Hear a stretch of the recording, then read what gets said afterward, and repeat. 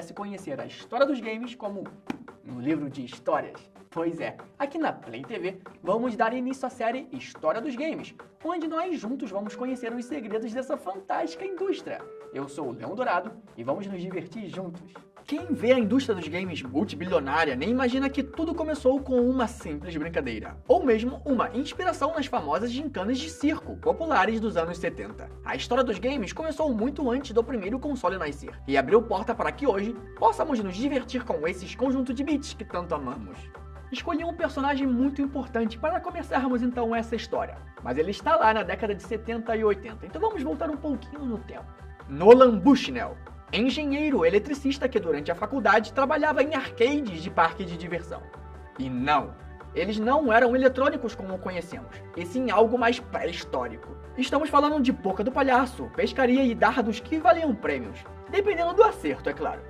O objetivo de todos esses arcades era algo em comum: fazer o cliente jogar, várias e várias vezes, gastando seus créditos, mesmo que perdesse. O mais próximo de um fliperama naquela época eram os pinballs, moda entre os anos 60 e 70, e jogos eletrônicos existiam apenas em ambientes de testes ou laboratórios de tecnologia. Mas o Nolan era um cara esperto, então quando ele viu essas máquinas lá nos laboratórios, logo pensou que se pudesse baratear a ponto de jogar uma moeda por partida, a indústria teria futuro. Estudante da Universidade de Utah na década de 60, descobriu um game chamado Space War. Um game de 2 jogadores onde ambos controlavam um foguete e se enfrentavam arremessando mísseis um contra o outro. O objetivo do Nolan era colocar um espaço para moedas e levar a máquina para os arcades em que trabalhava. O problema, meu bruxo, era que essas máquinas custavam $1 milhão. Baratinho, não é?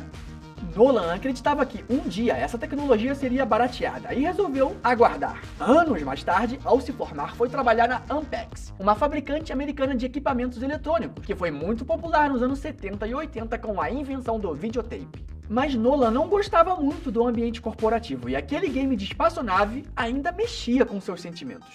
Passados alguns anos, esses circuitos e peças começaram a ficar baratos, e isso acendeu uma chaminha no peito dele.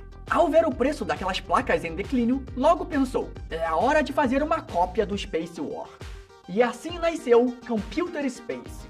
Por ser um jogo espacial, chamou seu companheiro da Ampex, Ted Dabney, para criar um fliperama com design totalmente futurista, feito com fibra de vidro. Nos campos universitários, o arcade até que vendeu bem, mas nos locais públicos onde os trabalhadores normalmente se aglomeravam, não foi muito bem recepcionado. Ele possuía muitos botões e até que era um pouquinho confuso mesmo. Então, galera, estamos falando da década de 70. Pessoas e trabalhadores comuns não estavam acostumados com esse tipo de tecnologia. Apenas estudantes de engenharia e computação que já eram um pouco mais familiarizados. Com essa experiência, Nolan aprendeu que a base de um jogo bom é ser fácil de aprender, mas difícil de dominar. Mesmo com o baixo retorno financeiro, ele não estava disposto a voltar a trabalhar no meio corporativo. Foi então que convidou seu colega, Ted, para criarem uma empresa de tecnologia que acabou se chamando Atari. Com a ideia de um jogo em mente, ele queria fazer algo simples, mas que instigasse a competição e fizesse as pessoas quererem jogar cada vez mais. Um personagem entra em cena, Alan Alcorn, o primeiro contratado de Nolan para a Atari. Basicamente ele chegou no cara e disse: queria aí um jogo de tênis com 2 raquetes, rede e uma bola. E assim ele fez. Meus amigos, o que Alcorn criou foi simplesmente o lendário Pong, que dispensa apresentações. Mas calma aí, vamos dar uma pausa na história da Atari porque eu quero apresentar a vocês um outro personagem muito importante, Ralph Baer. Um jovem engenheiro que trabalhava na Sanders Associates, uma empresa que fazia equipamentos para o exército. Ele acreditava fielmente que a TV podia ser muito mais do que uma tela de transmissão passiva. O inventor desenvolveu em seu tempo livre, ao lado de outros funcionários da Sanders, o primeiro console doméstico. Originalmente batizado de Brown Box, essa caixinha fazia muitas coisas, mas o certo game se destacou entre todos, o Ping Pong. Pois é, cara, se ele tivesse um incentivo certo, teria feito ainda coisas mais incríveis. A Sanders Associates não queria produzir o produto para consumo em geral, pois não era a proposta da empresa. Então, em uma reunião de negócios, o brinquedo foi licenciado e comprado pela Magnavox, que a partir de 72 passou a vendê-lo com o nome de Odyssey. Era basicamente um controle preto e branco com 2 botões giratórios nas pontas para controle dos pixels. Como a tecnologia ainda era bem arcaica, para simular em um cenário o console possuía diferentes telas que grudavam na tela da TV. Funcionava basicamente como troca de cartuchos, só que de papel. O console foi anunciado em uma apresentação no Vale do Silício em 1972. E adivinha quem assistiu a essa conferência? Ele mesmo, Nolan Bushnell. Meu mano, Nolan também era pioneiro na indústria e do nada outro videogame começou a ser produzido. É óbvio que ele iria lá bisbilhotar. Em resumo da ópera, o Odyssey não possuía som, não tinha pontuação e precisava ficar colocando aqueles tapetes na tela da TV para visualizar o cenário.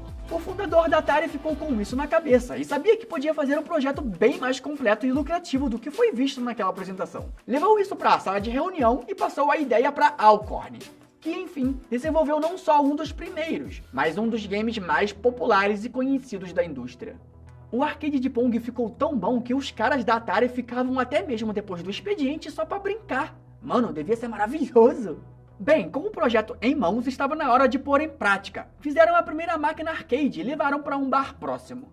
3 dias depois, a surpresa. A máquina estava tão cheia que precisava ser esvaziada a bolsa de moedas. Os frequentadores começavam a jogar assim que ele abria e só paravam quando ele era fechado. Finalmente, acertaram a fórmula do fliperama. Depois disso, Nolan acionou o turbo e investiu pesado. Alugaram uma pista de patinação antiga e fizeram dela a fábrica da Atari, investindo os únicos $300 da empresa em peças para a criação de mais máquinas Pong. Afinal, quanto mais arcades, mais reconhecimento e mais dinheiro. A partir daí, a Atari começou a ganhar forma e a contratar funcionários. O princípio da empresa era tratar a todos da mesma forma, não importa o quão estranho fosse o candidato. Para a empresa não importava como você se vestia, não importava qual o horário que tu fosse trabalhar, nem se importavam se você estivesse vestido. O importante eram os resultados. Os caras eram tão livres que faziam reuniões até numa sala de hidromassagem que existia no prédio. E a cada 2 semanas, se batessem a meta, comemoravam com pizza e cerveja. Então dá pra imaginar a loucura que era naquele lugar. Festa, comida e muito videogame. Quem não gostaria de trabalhar numa empresa assim? Ok, com a Atari bombando, o que será que aconteceu com o Odyssey? Basicamente, a Magnavox atrasou o lançamento comercial e isso fez com que a tecnologia presente no hardware já não fosse tão atual quanto poderia ter sido. Ralph, o criador, acreditava que a empresa não fez um marketing bem feito e por isso as vendas não estouraram.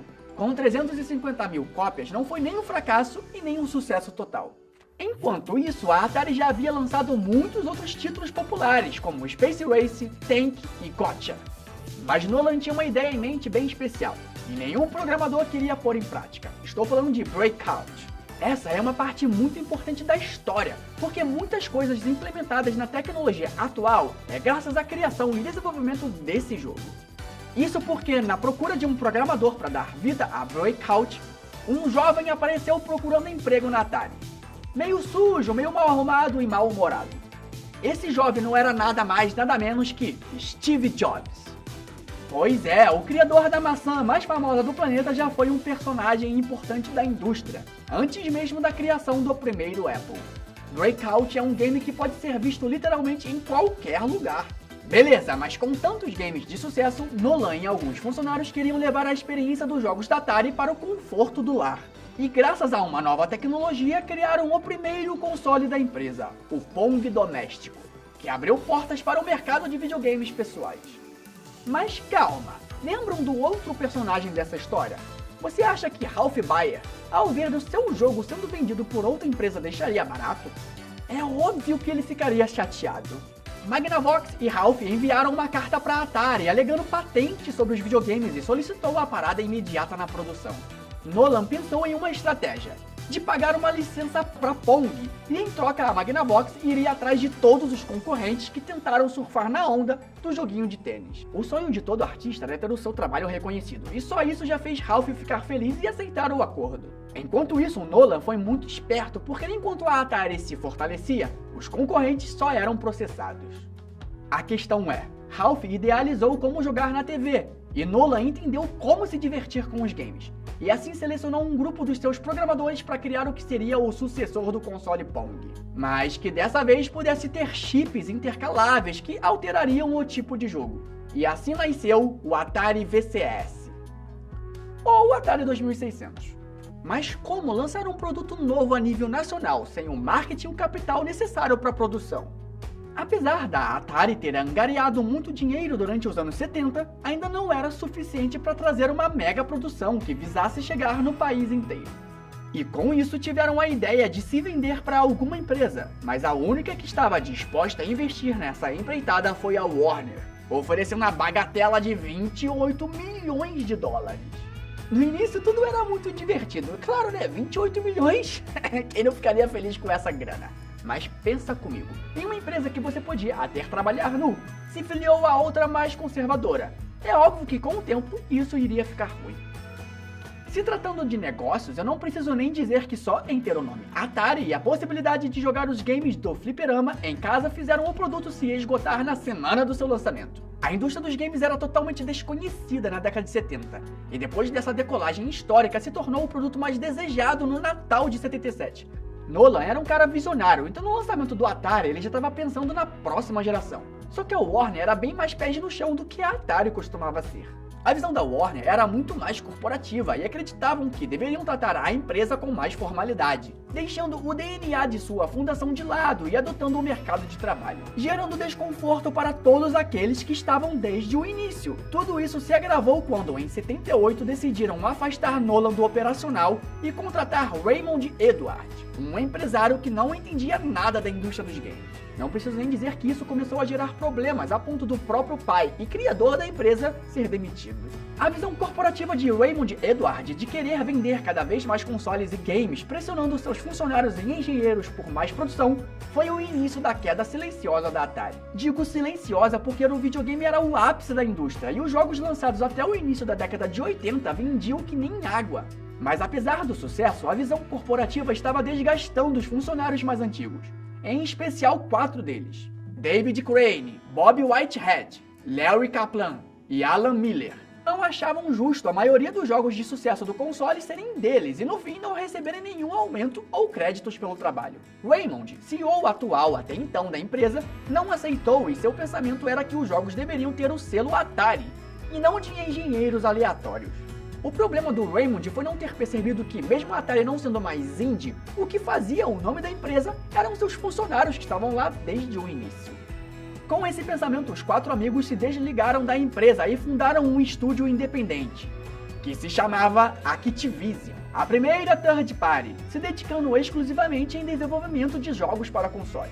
E os caras não estavam para brincadeira, simplesmente lançaram os jogos mais aclamados da geração, como Dragster, Pitfall e River Raid. Isso reforçou para a indústria que qualquer desenvolvedor podia fazer e publicar seus próprios jogos. E isso foi uma grande chacoalhada na indústria que do dia para noite foi inundada de novos jogos.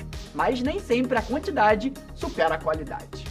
Sem um controle, a partir daí, inúmeras empresas e programadores fizeram games de extrema péssima qualidade, com jogos mal feitos e até com referências a crimes.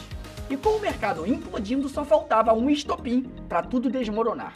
Sim, lembra de Raymond e sua política corporativa? Em 83 a Warner queria um título pro Natal, e para acompanhar o filme de sucesso ET, encomendaram um game para lançar em conjunto. Tudo muito lindo, tudo muito maravilhoso, a não ser pelo fato que deram 5 semanas para a produção do game. Mano, é impossível isso ter ficado bom. O jogo foi tão ruim, mas tão ruim, que as pessoas começaram a devolver o produto de tão péssima qualidade que era. O estoque gigantesco de cartuchos teve que ser enterrado no deserto de Alamogordo, no Novo México. Uma lenda que foi comprovada recentemente durante uma escavação. A crise ficou conhecida como o Crash dos Games de 83. Após isso, a falência da indústria estava notória e a Warner recuou a produção. Desde Ralph Baer, as inovações de Nolan e os 4 fundadores da Activision fizeram parte de uma história que estará para sempre enraizada nesse mercado que tanto amamos. Mas com o cenário de terra arrasada criado pela Warner, quem poderia ressuscitar o interesse pelos videogames? É isso, meu bruxo, se você joga videogames hoje em dia e ama essa indústria, tem muito o que agradecer a esses caras. Esse é o História dos Games na Play TV. Eu sou o Leão Dourado e nos vemos no próximo episódio.